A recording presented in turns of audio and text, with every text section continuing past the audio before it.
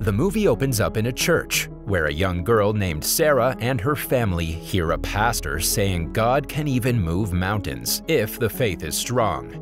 In the next scene, Sarah goes to watch her brother Danny's football match with her parents. Danny's girlfriend Cindy also joins them. Although Danny's playing well, the opposing team's player Bronner dives inside the penalty box and earns Danny a yellow card. As a result, a penalty is awarded, and Bronner scores it with authority, hence winning the match for his team. After the match, everyone goes over to Sarah's grandfather Sam's place to spend the weekend.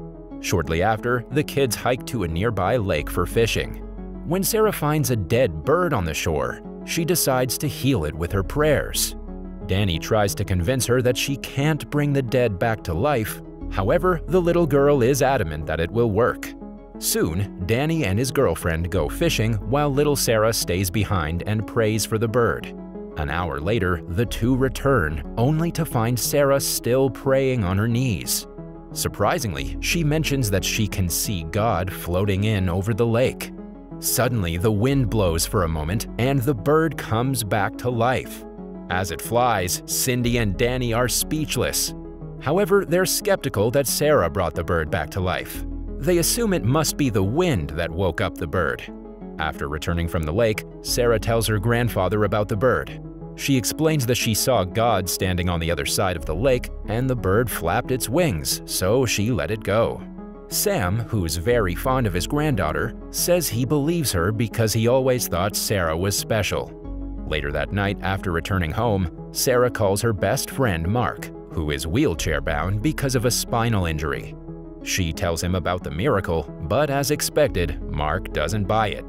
However, when Sarah promises on the Bible, he eventually believes her.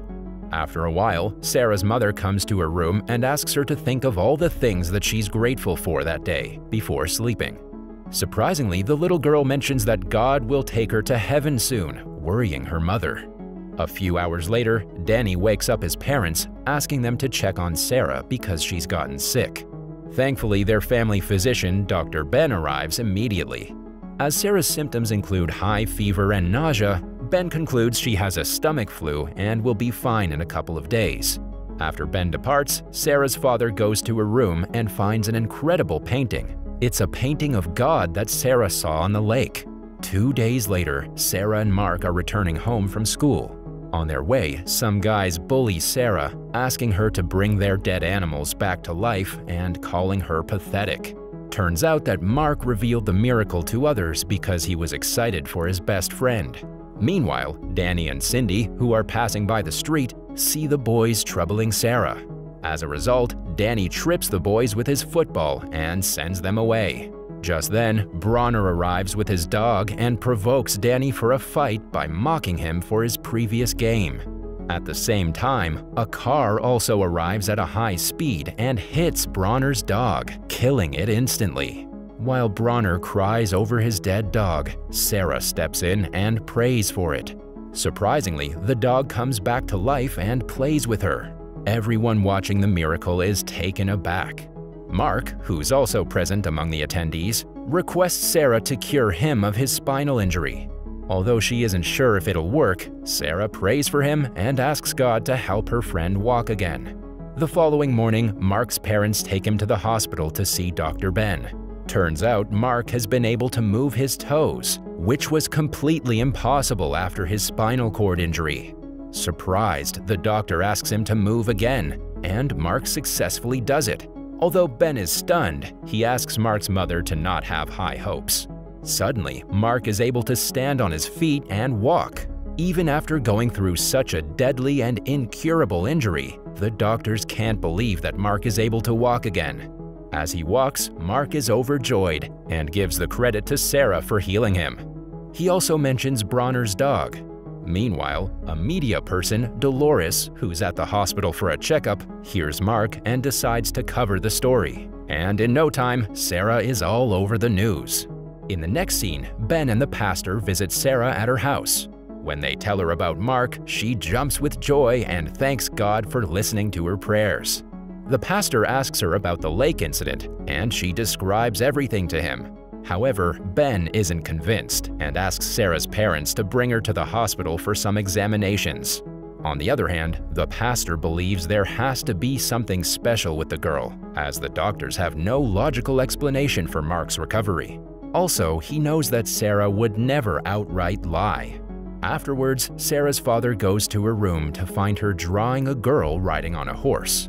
When asked, she says the girl came to her dreams and thinks she wants to be friends with her. Turns out the girl is a cancer patient named Teresa who is very fond of horses. She's scared of dying because her cancer is getting worse.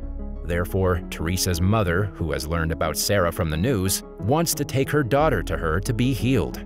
The following day, many parents arrive with their diseased and disabled children outside Sarah's house to be cured. When Sarah's parents decide to send those people away, a kind Sarah asks them what they would do if she was sick and there was a possibility to help her with such miracles. Her parents fear because if she goes out and heals all those people, she will never get a chance to be a little girl anymore, because more people will come over and it will never stop. However, Sarah doesn't listen and goes outside. She notices Teresa and immediately remembers her from her dreams. Then she walks to her and holds her hand before praying. As soon as she completes her prayers, Teresa starts feeling better, as if she's been cured. Eventually, Sarah heals a blind girl, a crippled boy, and every other person waiting there to be cured. However, as she's about to get inside the house, she collapses of exhaustion. Wasting no time, her parents take her to Ben's clinic, where he runs some blood tests and schedules her for an MRI. Sarah's mother tells Ben that after she prayed for Mark, she couldn't get out of bed all day, and now after healing so many people at once, she got exhausted and collapsed. She can't believe how such miracles are possible. Just then, Ben and Sarah's parents are interrupted when a staff summons them outside where the media people have surrounded the hospital. Every news channel is broadcasting Sarah and calling her a miracle worker. In order to avoid the media, Ben asks Sarah's parents to stay at Sam's house for a couple of days after her MRI. Thus, they sneak her out from the back door and take Sarah to her grandfather's house. At Sam's place, Sarah's mother reveals everything that happened earlier. She's still stunned after she saw Sarah miraculously curing the people.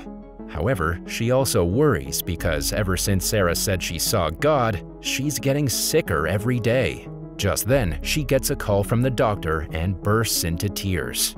In the next scene, Sam goes to the same lake where Sarah claims to have seen God. There, he begs God to cure his granddaughter. He cries asking God why he would make Sarah so perfect and then snatch her away from them. The following day, Ben and the pastor arrive at Sam's house to talk about Sarah. They send the little girl outside, but she comes back and eavesdrops on the conversation. Soon, the doctor reveals that Sarah has an inoperable brain tumor which might have been causing her hallucinations of God. When Sarah's mother inquires about all those she's cured, the doctor replies that it was some kind of mass hypnosis. Sarah, who's been overhearing everything, is devastated when Ben tells her parents that she's going to die soon and there's no cure. As Sarah's mother breaks down, Sarah approaches her and asks her not to cry. The little girl tries to comfort her mother, saying she'll be with a safe and happy God when she goes to heaven. However, she wants to go back to the lake and ask God if he can delay her departure for a few years. As Sarah keeps on insisting, she gets dizzy and falls on the ground. Hence, the parents rush her to the hospital. Later, after the little girl regains consciousness, Danny and Cindy leave the hospital and arrive at Sam's, where they find Teresa, Mark, their parents, and the pastor. Teresa tells everyone that when Sarah healed her last week, she saw a spiritual figure floating next to Sarah, holding out his hand to touch the children she was touching. After she prayed for her, Teresa felt different and warm for the first time in years. She felt healthy and knew right away that she had been cured. Since Sarah wanted to help people, Teresa believes it's time to pay her back and help her. After Teresa finishes speaking, Sam reveals that he and the pastor have a plan to fulfill Sarah's last wish to go to the lake. Although doing so will make Sarah's parents, Dr. Ben, and everybody at the hospital unhappy, Sam wants to do it for his granddaughter. It's because the old man believes that the lake has magical powers. He is certain that Sarah knows something that no one else knows which could help her. Hearing this, everyone agrees to help Sarah get to the lake. Later that night, the group puts on a collective effort and tricks the hospital staff, Sarah's parents, and even Dr. Ben to get the little girl out of the hospital. Once Danny and Teresa's mother get into their car with Sarah, they're followed by Mark and Cindy. As soon as Sam gets a text from his grandson, he also rushes to his car accompanied by the pastor. Unfortunately, a media reporter sees Sarah inside the car and informs others. Inside the hospital, Sarah's parents are shocked to see Teresa instead of their daughter and realize that Sam has taken her to the lake. Thus, they too start their car and drive away. Elsewhere, some officers start following Danny and Sam due to them crossing the speed limit. Danny somehow manages to lose the police. But unfortunately, a tree falls and blocks the road. With the storm and heavy rainfall, Danny can't carry his sister all the way to the lake. Just then, Bronner comes to the rescue and offers to help. He mentions that he knows a shortcut and carries Sarah with him, as he owes her for saving his dog. Danny and Bronner carry the little girl in turns and make their way to the lake. On the way, a wolf snarls at them, but Bronner's dog sends it away. Soon, Danny and Bronner arrive at the lake with Sarah, and the former starts praying on behalf of his sister. Just then, Sarah's parents, the media, and several other people also arrive. Sarah's mother yells at Sam for bringing her daughter there on such a stormy and rainy night. Sadly, amidst the commotion, Sarah passes away, leaving everyone devastated. Suddenly, a bright light swirls over the lake and God appears. Then, Sarah's soul departs from her body and goes to God. Everyone is taken aback by what they just saw. Although they're devastated to see Sarah die, they're also somewhat relieved to see her holding God's hand. Following that, they take Sarah's body home and lay her down in the bed. Danny finds Sarah's drawing where she's holding God's hand and shows it to everyone. They realize that the little girl knew God was coming for her. Shortly after, Danny finds another drawing in which Sarah is coming back from heaven. Seeing this, everyone becomes hopeful and Danny starts praying with all his heart. His prayers are eventually answered as Sarah gasps and suddenly comes back to life.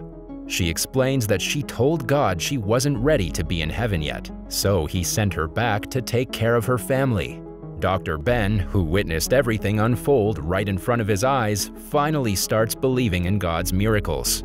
Afterwards, Sarah goes outside and surprises the people who were lighting candles after her death. Considering her as God's child, everyone kneels down. However, Sarah asks them to get up. She mentions that all must have faith in God and pray to Him so that He'll help them. Not only that, she asks everyone to love their children and families, try to help one another, and spread love. God will definitely help them because He loves everyone. The movie ends as the whole town visits the church and listens to the pastor with complete faith in God.